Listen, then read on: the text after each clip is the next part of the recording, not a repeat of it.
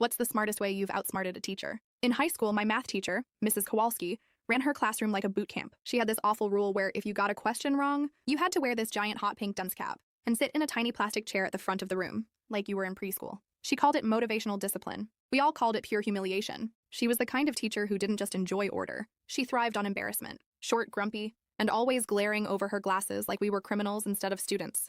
That dunce cap sat on her desk like some twisted trophy, and she loved finding excuses to use it. The worst part? She targeted kids she knew were struggling. She'd call on the quiet ones, the ones barely keeping up, toss them some impossible calculus problem we hadn't even covered, and then act all disappointed when they couldn't solve it. Then she'd drag them up to the chair and use them as a cautionary tale for the next 90 minutes. 2 weeks before all this, she did it to my girlfriend, Sarah. Sarah had been having a rough week, and instead of helping, Mrs. Kowalski put her in that chair for the entire class. Sarah cried the whole time. That was the moment I knew I was going to take her down. So when Mrs. Kowalski announced a pop quiz on derivatives and integrals for Thursday, saying that anyone who failed would be publicly reflecting on their effort, I knew this was my shot. What she didn't know was that I'd done my homework in a very different way. My older brother had taken her class years ago, and lucky for me, he'd saved everything. Notes, homework, and most importantly, copies of her old quizzes. Turns out, she reused the same problems every year from this ancient 1980s calculus book. I spent days studying everyone. Thursday rolled around. She passed out the quiz like it was Christmas morning.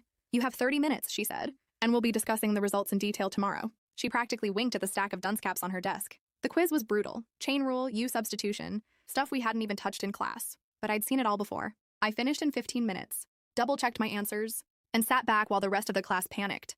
The next day, chaos. She marched in with the graded papers and the dreaded cap. Started calling out names. Lena, 26%.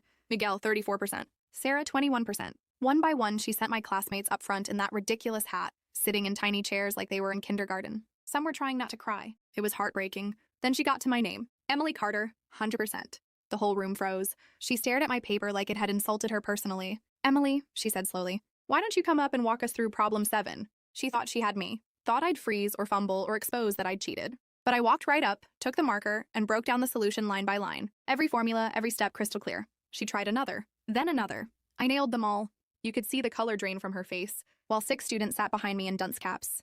And I was turning her impossible quiz into a math lesson. When class ended, she pulled me aside. "How did you learn those answers?" she asked, voice low and stiff. I just smiled. "I guess I just studied harder than you thought." She couldn't prove a thing. And the pink cap? It stayed on her desk for the rest of the semester, collecting dust.